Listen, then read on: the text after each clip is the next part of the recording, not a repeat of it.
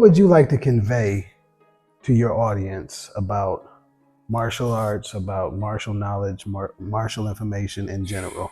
Man, I got asked a question while I was in Detroit. It said, I love your stuff, but I'd like to see more African things in there. Mm-hmm. And my response was, everything I do is African, right? Because, as my brother, fellow master in the arts, in the African arts, right? You know that the arts come out of Africa. So essentially, even the arts that we pick up out of Asia and Japan and the Philippines and things, they're descendants, right? And so it's cool to start there, but then as we progress, as we should as martial artists and scholars, right? And we start to get to where the roots are from, then we should start studying the roots. And then us being Black martial artists, those roots are more closely related to us. And so that's more of the style in which the arts are supposed to be expressed by us. You know what I mean? So once I went into Shotokan karate and Tai Chi, let me back up just a second, because I was lucky. My father, my Baba, never taught us Asian arts. He taught us the African through the Asian art, right? He never, it was never just straight Shotokan. Like even when I teach Shotokan, and a lot of people, see online, they're like, what kind of class is this? What kind of karate is this? Because it's got a Tai Chi base, right? Tai Chi is the mother form, right? That was given to the world. And so to me, everything needs to have these Tai Chi principles in it when they're doing, especially body structure, right? Anatomy, breathing, relaxation. Like, what martial art do you practice that doesn't require those things? You know what I mean? So when we take that mother form out of Africa, which is Tai Chi or Kung Tai, or, as many names that it came by, then, and apply it to whatever art and system that we're doing, that's one way that everything that I do is African. Like my father wrote a book, it's called the Afro-Eurasian style. That's not the name, but we practice an Afro-Asian style of Tai Chi, because it's not their Tai Chi, it's what we do. I even had a lady come up to me at a recent event. They announced me, man, that's the Sabata Tai Chi. Great, come up, do a demonstration. And then after the demonstration, the lady came up to me and was like, I used to hate Tai Chi until I saw you. She's like, I love the way you did it. And what did I do differently that she said? She's like, I love the music. You play the music and you dance. It looks like you're dancing, because that's the essential African nature of it. So no, my Tai Chi doesn't look like an Asian Tai Chi if you're really looking at it. I'll say Tai Chi because that's the vessel in which you can drink it from and understand. That's what people understand when you say that. But that's not, even my students know, like, oh no, we don't just, we practice Yang Tai Chi, but the way we do is African. You know what I mean? And so like, that's one thing I would love to convey to everybody supporting and following, is that I'm giving you African martial arts through the systems you already know. So the concepts and philosophies that I'm pulling out, and which a lot of trolls don't agree, right? That'll never work. It's because you never saw the system this way, which allowed me to, like, oh wow, now when I look at Salat, now when I look at TKD, I'm like, ooh, you know what I mean? Because all I see, I'm like Neo in the Matrix. I don't see systems. I see circles and squares and O's and straight lines. You know what I mean? I don't care what you name it. I just see how you string them together, and that's what I love. Yeah, and what people don't realize, styles are personal. You know what I'm saying? Africans were doing everything that everybody else was doing way before anybody else existed. Centuries, thousands of years. Africa martial arts has been destroyed, reemerged, fell, risen again so many times, and people don't understand that we have it. My whole thing is, people don't even know in 2025 that there's African martial arts. Oh no. I was literally just talking to my neighbor, a young guy across the street. probably mid 20s, and he's like, "Whoa, you just blew my mind. I didn't know martial arts originated in Africa." I'm like, "Well, you got the original man, and they had to defend themselves against people, animals, they had to defend themselves. So, if you're a warrior spirit, you're gonna come up with all of these things that are so-called Japanese now. You know what I'm saying? If me and you wrestling and playing, we gonna come up with that. You know what I'm saying? We gonna eventually somebody's gonna do that. No, that's not African. Technically, motherfucker, you turning somebody's wrist. You know what I'm saying? Now there's a lot of minute changes in the ways that you do it, how you catch it, and some people apply those things differently. Yep.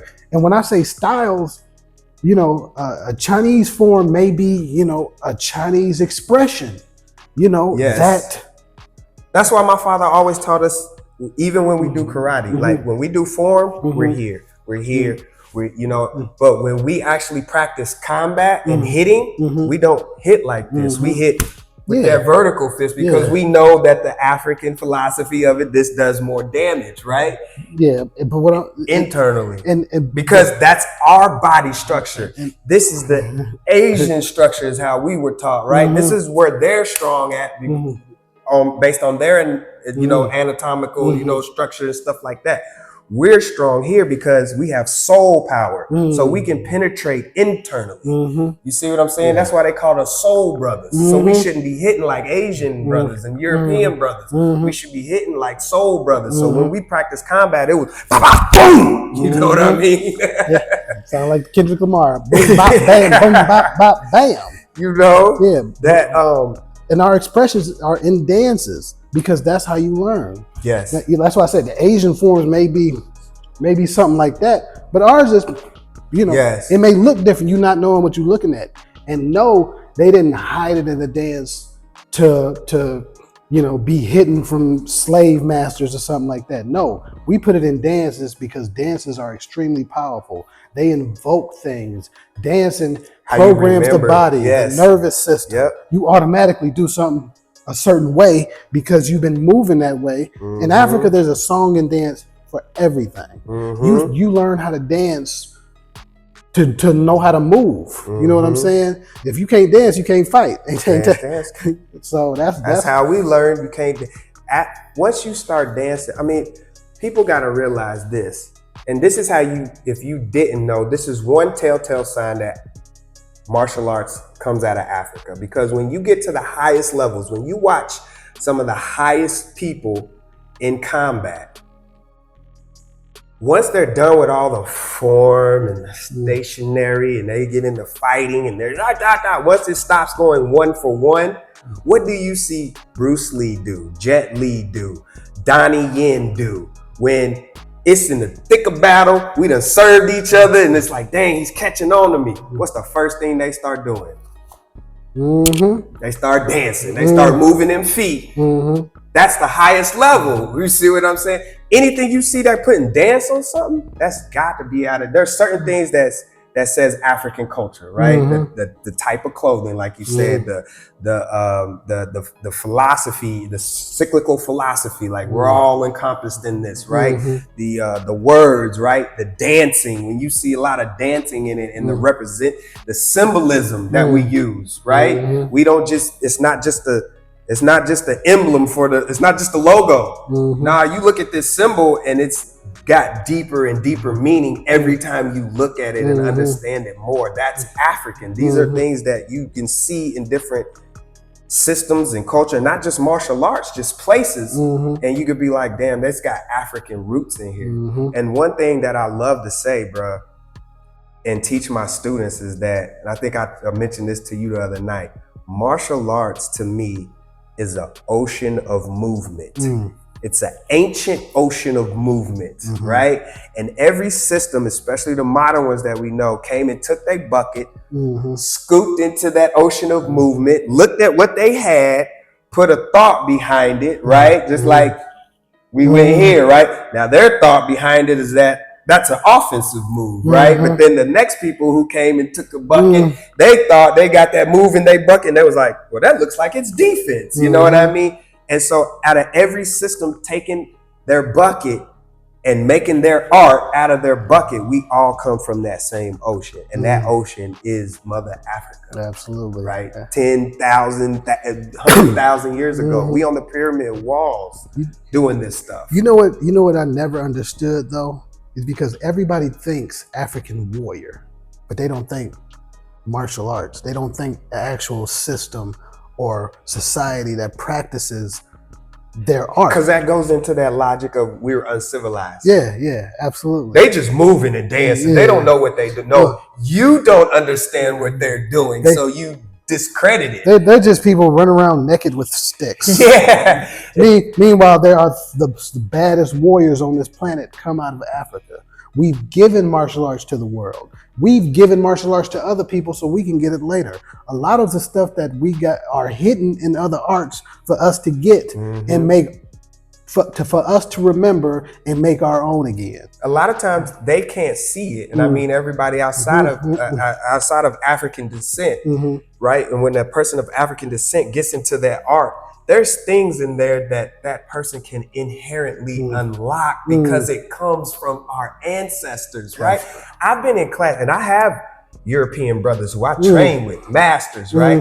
And there's times when, you know, I can see that they've been practicing something for a long time, and they may even teach it to me, right? They used to get me with that, and I'd be like, "Dang, teach me that, bro." And he teach it to me, and I start using it, and then after a while, I come back, and it looks totally different. And he's like, "What?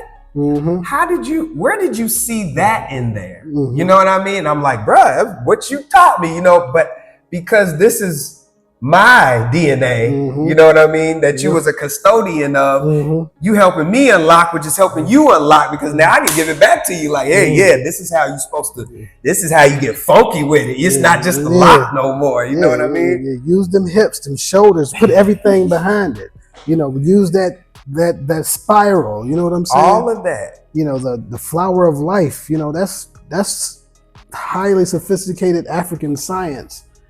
You know what I hate? What's that? I hate that people have dumbed down martial arts to not realize and respect it as a sacred science. That's why we call it ancient, sacred fighting sciences, because there's a science to it. You can't out-muscle somebody stronger than you. You can't outspeed somebody faster than you. You can't out... How can you respect boxing as a sweet science? But you can't... You know what I mean? Like, this is sacred science, y'all. It's not just kicking and punching a bag and doing it better than the person across from you. No. There's all the people that you respect, and this is what kills me about the trolls, because all the people that they respect, half of them I probably went and spent time with. You know what I mean? And we be on the same page. You know, of course, there's difference in style and thought, and but when you can share with another scholar, when you can share with another warrior, that's respect there. And we know we're both growing. Iron sharpens iron. Whereas people on the outside, I wonder if he could beat him. I wonder if Rock could beat Sabata. I wonder if Sabata could beat Rock. We ain't even thinking about that. We thinking about, I wonder how Sabata can make me better. I wonder how spending time with Rock can make me better. Because I know he's a warrior. He's iron. I'm iron. From my experiences in life, true warriors, we understand each other. It's the people who don't know shit, who are the most ass of fighters, who ain't never been in a fight, are the only ones that have really something to say. Like, shut up and listen. I think warriors are really, we too busy training. Yeah, we too busy trying to figure things out and evolve. Because no matter what, you're always learning. You always can be better. Always. There is no system that is, boxing is there. Oh, you need to learn BJJ, and then like, look, you better learn it all. Learn what you can. It's not the system; it's the warrior in the system. Yep. Because Sabata is going to be Sabata in any system. You know what I'm saying? It's your destiny. It's who you're supposed to be. I'm going to be whoever I'm going to be in any system because, my father was a great martial artist, when he was in the other things when he first got started. You know, his Aikido teacher. You know, he was before he got to the African arts. He was the best student in this class. Yeah. But once he went to everybody, all the old heads in Detroit said the same thing. He was like, oh, he was always good. But when he got back from Africa, couldn't nobody touch him. I don't know what happened, but when he went to Africa, he unlocked that magic. He unlocked some real shit. Couldn't nobody touch him after he went to Africa. And I said this in a talk we had before. I'm like, you know, Black people need to be knocking Africa's doors down, trying to get that information. We love going to a Buddhist temple in somewhere in China and something like that. No offense to nobody who does that. No, because I would love to explore other cultures because don't know that much about ours. And then we go to these places and be like, you know, oh, there's a Black statue in there. So they know what's going on. Do you know what's going on? Because all the Black statues is in Africa. You know what I'm saying? They know who you are. I was gonna say that earlier too. Like when we was talking about understanding the higher levels and understanding that it's African, the highest of the highest people, Asians who study the art know where it comes from. Absolutely. And I'm not talking about the highest that you could find on YouTube. I'm talking about their teacher's teacher. Oh no. You know what I mean? He's sitting in the temple right now, meditating, feeling these vibes like, damn, there's some warriors out here putting out this energy, and they telling that truth. I'm a true believer. If I met one of the real ones, they would know who I am. They can see. That's what I'm saying. The real Buddhists, the real ones, they know who you are. They like us. They see circles and squares. Yeah, you got a lot of circles. They're gonna be. And that's the thing. Like we go to these places thinking that they're somehow superior and have some sort of thing that we don't have, and stop acting like that, because once you start knowing who you are, you meet these people, they like, you know, what's going on? I'm good. I'm glad to see you. Literally see you.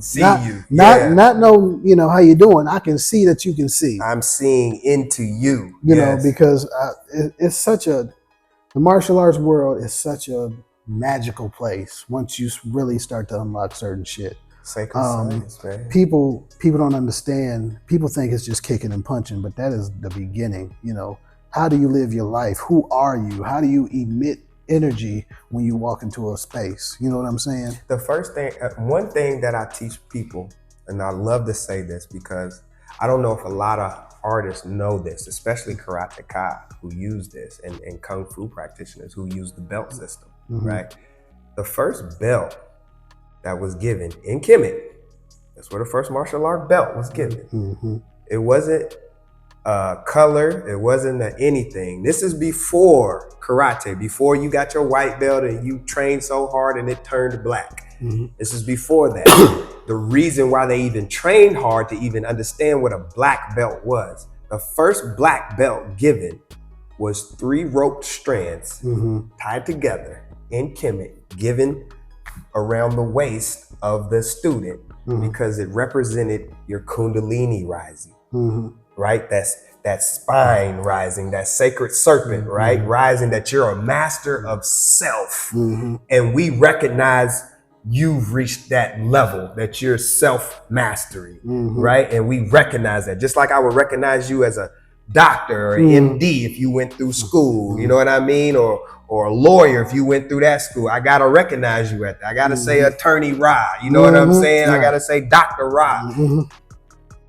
That is the first black belt. That's where the idea of master comes from, that a lot of people misunderstand, you know what I mean? Because it's been bastardized, and I wanted to use really bad. I had the word on the tip of my tongue,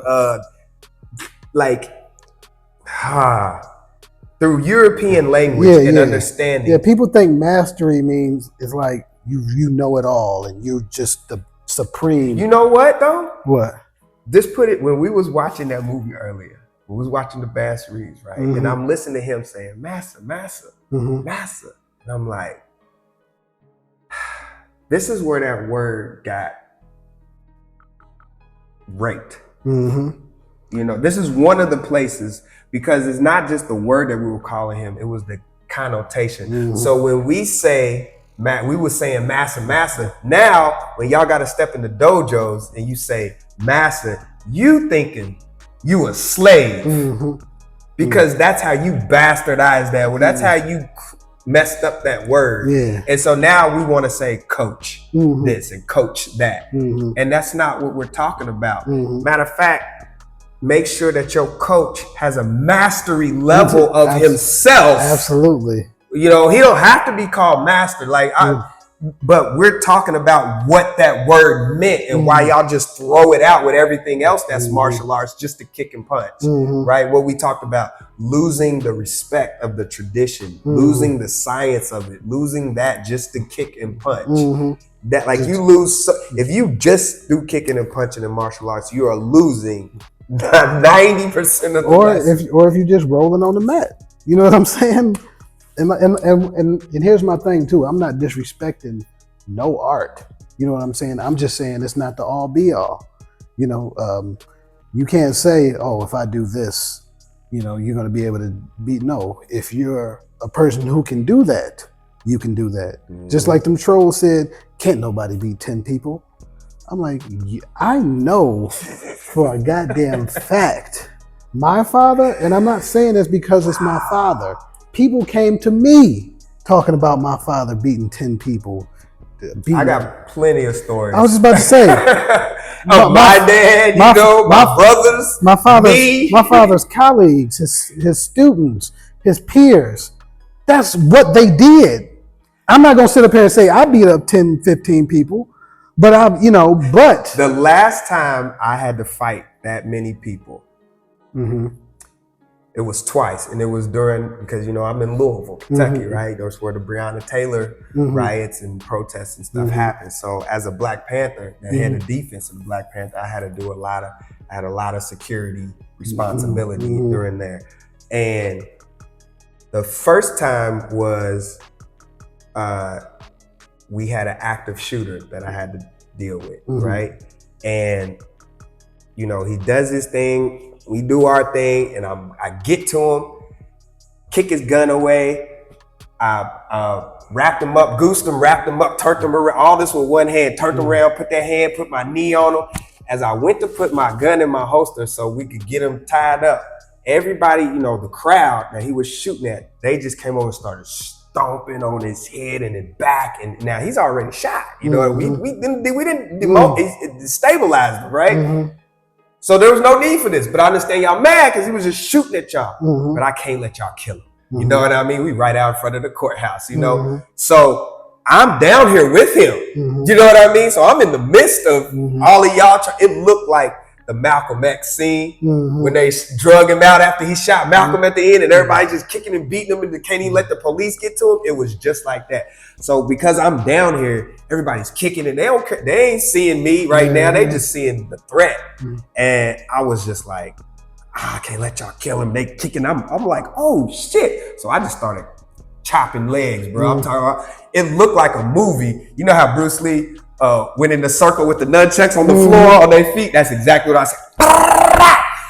Everybody said, oh. It was like 20 of them. Now, what kills me, and it wasn't a fight, but But what kills me is you'll have a story like that, and then you'll have somebody come out the blue. You can't chop nobody's legs, and it's like, you sitting on your couch eating bonbons, talking about what somebody else can't do. I put this knife hand on your leg. Now, they don't call it a knife hand for no reason. No, I felt it. You didn't even do it, and my leg was hurting for 3 days. You didn't even know that you were showing me.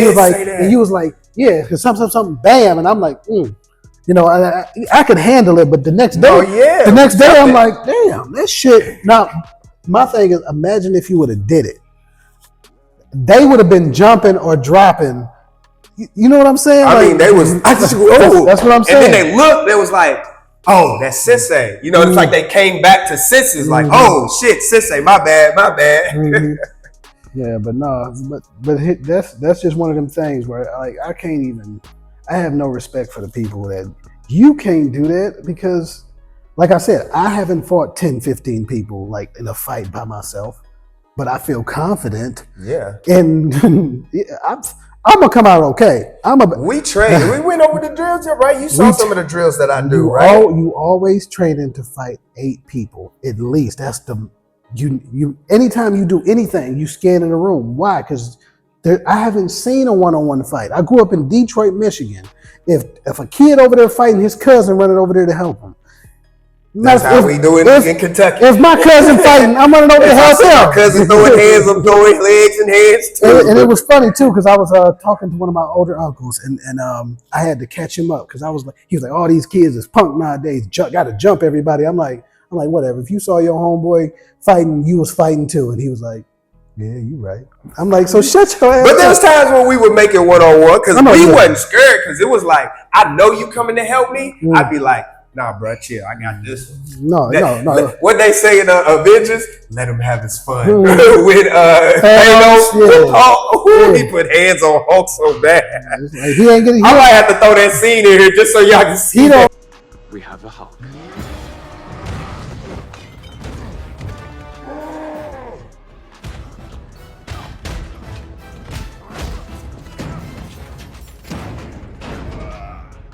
Let him have his fun.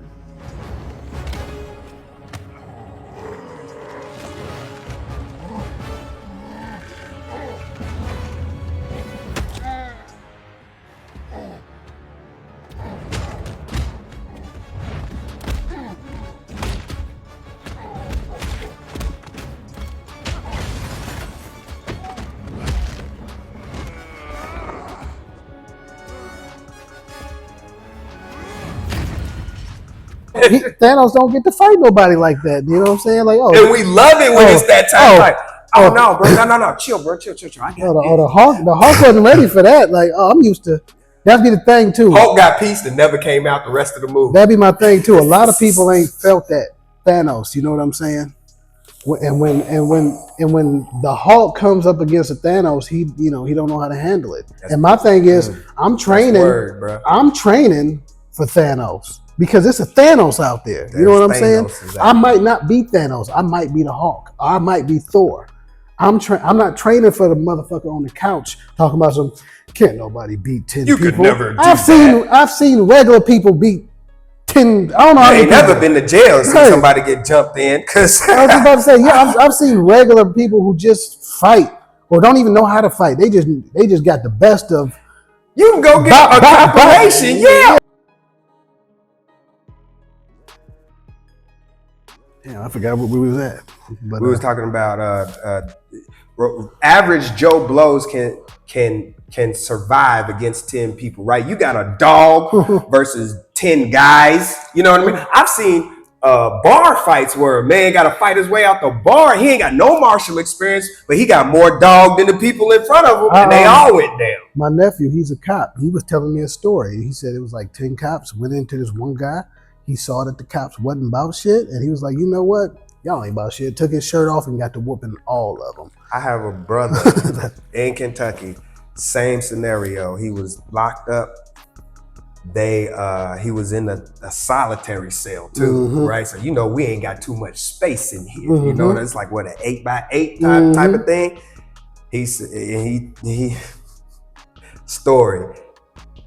Long story short, every person with a badge that stepped in there got dismantled. And the only reason he stopped is because a female officer came in and he didn't want to. And so then that's when he just let him take him. But he was working them. I think that's why my father stopped. There was a lady cop. He ain't want to really.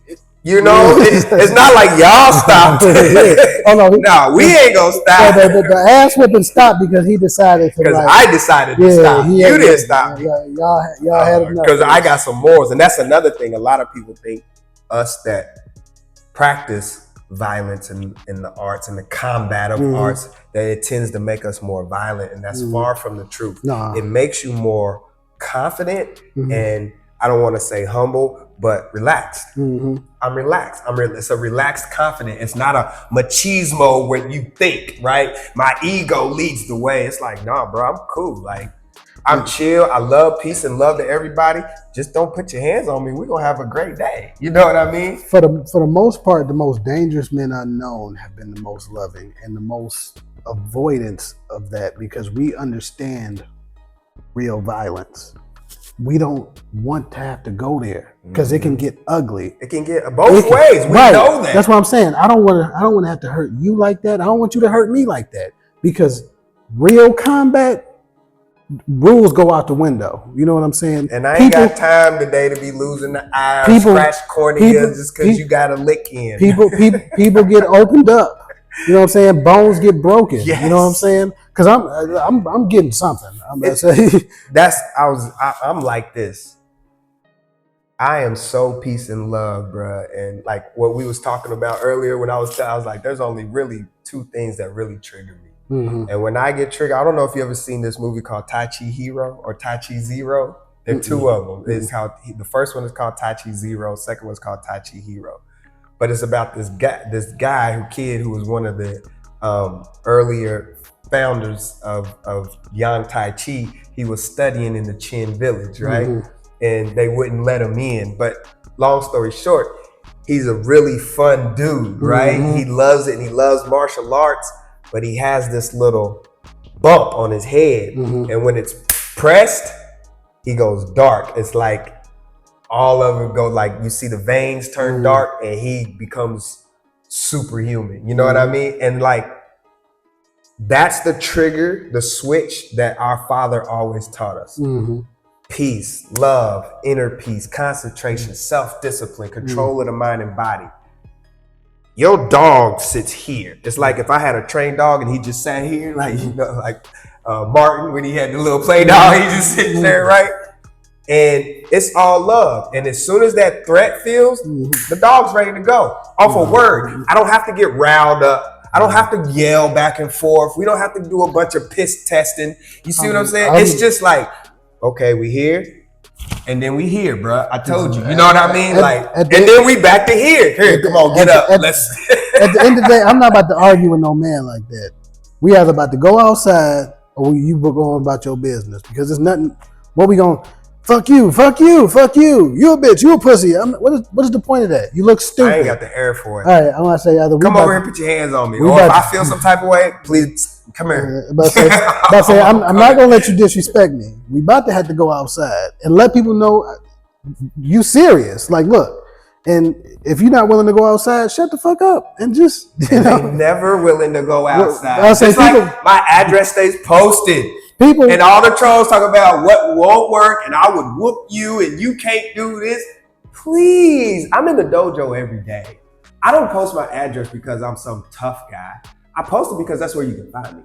And if you want to work out, I'm always open. Like, this is, you know, I thought we had a challenge the other day, and what'd I do? Hey, bro, the bat's right here. Let's go. Was there any like hesitation in what I said? It was like, let's go. That's one. We do this. You passed that test because it wasn't a slightest bit of hesitation of none of that. It was, well, we can go on the mat. You know what I'm saying? We do it so much as fun, and I think other people don't realize that because you don't do it that much. You do it on a Tuesday or a Thursday. We did this. By the time you got to class Thursday, I've already had 3 classes this morning. Man, honestly, since you've been here, has there been a time that besides me having to go to work, outside of you working or sleep? We've been training since you got here. You know what I'm saying? You got here, we going over this, or we going over that. Then we got with Jungle, we going over this, we going over that. Then we got to class. Then that wasn't even class.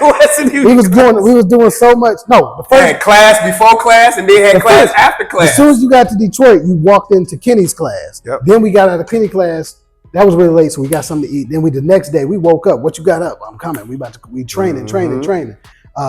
Then we link up with some other people. Oh, they want to train. We training. Then we had class. Yeah. Then after class, we got something to eat. Next day, I had to work. As soon as I got off work, where you at? Yeah. Where you at? All right, bet. I'm about to come get you. Then we visited the dojo. I'm about to come get you. This is daily for us. Yeah. So this is a life. For how long? How old are you?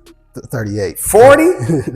We've been in this art. How long you been? I've been at least 20 years. What you been in it? I was raised in it. My father, had a son to give it to, and that was me. I don't know nothing else. So when you ask me what I would like to convey, that's one major thing. It's like I don't even get stuck on the trolls. Like I don't like the disrespect. Like if you don't agree with it, cool, that's fine. But the disrespect, I'm like, But the thing is, it's like I want y'all to understand my perspective before you tell me what is not it. At least try to understand, like, this boy was raised in the arts. He's been doing this since he was 6 years old, going hard since he was 22, 3 times a day, cross training, internal and external arts for 20 years. What killed like compared to your two hours a week, slight years, bro. What kills me is when I have some debate sometimes, people like to name drop and they be like, oh, my teacher's such and such and such. I'll be like, oh, really? Let's call him. Let's call Big Bro real quick. I love that, bro. You don't know him? Oh, you think you might know who he is? Oh, okay. I'll call you back. All right. See, we got a fail safe in our family because my father, when you come in after you put in your dues, he names you, gives you your African name, right? So whenever people come up to me now, I see you all the time, man. Who's your teacher? Or I trained with Baba too. I'm like, oh, okay, what's your name? Like Mark. Like, you was there about 6 months, But if you tell me Mojo, Ajmu, you know what I'm saying? Camaro, Big Bro, I've heard of you. You know what I'm saying? Just now meeting you, but yeah, I know who the real ones were. What killed me is like people would think we don't know. Like I have people come to me talking about, I trained with Kalindi, and I'm like, when? Oh, it say a time span where I was there every day. It's like, I used to train with Kalindi back in the day. You must have been in the bathroom. Yeah, I'm like, I guess. You missed that day for wrestling practice. Wrestling practice was before class. Right, we don't miss no class for class. Yeah, so, but people loved, I trained with Kalindi. Oh, really? And then if you can't see him do a circle, can't even do the basic. You know what? I just as we grow and continue to put African martial arts on the map in bigger ways that the ones who came before us, have laid out, like your father and all the Infamdishis in the country, like my Baba, right? As we continue to do that, I just would love people to recognize that, we're doing things that you may be familiar with, but we're also doing things that you're not. And so just, do more research, ask questions, you know what I mean? Before you jump in the comments and just say what works and what don't work. Because we're both, as teachers of our schools, we're both still students and we're both still open to learn. Absolutely. Like that flow session 4 of us had, or me, you, and Grandmaster Malik had, that one, the one we had in the gym the other day where we was going back and forth, like those are priceless. That's why we're forever students. You know what I mean? And as we continue to do this, I got something from you the other day that I've been in martial arts for 38 years. You know what I'm saying? I got a look, it was something small, but it was like, brother, man, the slap. I'm like, man, thank you, because that shit worked. You know what I'm saying? Man. Sometimes I would go to a seminar that'd be all day, and I love it, but it'd be one thing I get out that seminar that I didn't have before, and I'm like, this is why I came. And you put that in your back pocket, like I got that forever. That whole 3 hours was worth that 60 seconds, right? That one little thing, like. Just because I had that sometimes, and it'd be such a resistance, and I'm like, all right, I gotta let it go and go something else. But I have it now. Thank you. Yeah. And also, before we end this, I do want to give honor and grace to the ancestors who came before us, and the masters and our teachers, the Umfundishis, those who are still living. Always. It's too many to name. 3 knots, always. Yeah, it's too many to name, but I always have to give honor and respect to that. My uncle will definitely get in my behind if I don't. You know what I'm saying? It's good to give respect to the But no, ancestors. but my thing is, and the ones who are still here doing it, but the my, living legends. My thing is, I talk about the ancestors so much. When I'm in the interview, I don't think about it in the interview because it's so much It's a part. just natural. It's a part of my daily, like, quick little off thing. Like when my mother passed, this girl randomly like, you need to start pouring libations to your mother. And I remember thinking, there has not been a time where I had a cup of water in my hand that I have not poured libations to my mother. I always do that. So when people be like, you need to make sure you, and I get what people saying, like publicly you have to recognize your ancestors, but I do it so much. When I'm sitting here talking to you, it's nature. Yeah, I ain't thinking. I'm just thinking about what we talking about. I'm thinking about what we doing. So but.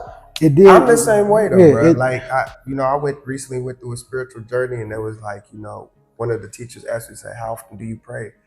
And I was like, I can't think of a time throughout the day when I'm not praying. I'm always in the trying to. It was a long time ago that I told my spiritual self that I want to walk in the spirit. Like I don't want to, like as I go throughout my day, I'm giving reverence to the ancestors, to the universe, to the Most High, to all the ones who came before me, to the ones that's gonna come after me. You know what I mean? And I think that's because we're like that. That is such part of our DNA, and every day that it's not like, oh, we're on this interview, let's make sure we say, it's just like, no, they know we connected. They allowed me to be here, but you're right.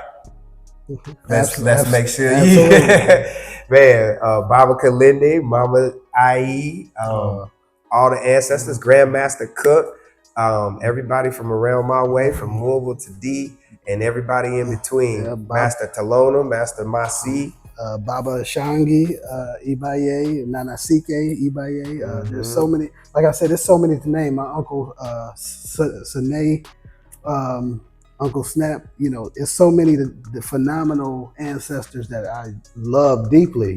Cliff Stewart, Mwanzo, Baba Shango. All of these. It's so many, and even living legends like my dad, my father, my Baba, Ifumdishi Baba Serikali, man. I'm glad he's still on this earth to drop knowledge with me. You know what I mean? Other living legends, Hansi Lloyd Johnson, the Umfundishis that are around, Siraj, Khalil, also Tayari Kasel. Umfundishi Jehudi Mas. I was going to say him too. Yep. It's so many that it's hard to, you know what I mean? To just forgive us, charge it to our head, not our heart, because we love you and we respect you, and we know where we can't wait till the next time we see you again so we can share this knowledge, man. Until the next time, holla at us. He's Ra with the Tamarian Institute. If you didn't know, in Detroit, Michigan, you need to get with him if you're in the area, if you're around Louisville or any of the surrounding cities, Cincinnati, Indianapolis, Nashville, all of those are like 2-3 hours from Louisville. You can always come see me. I'm at New Chapter Tai Chi, 1313 Bardstown Road. Peace, love, light. Man, don't put your address out there. Somebody may come challenge you, man. Oh, please, come on in. All my ninjas on go, all my ninjas on go, all my ninjas on go.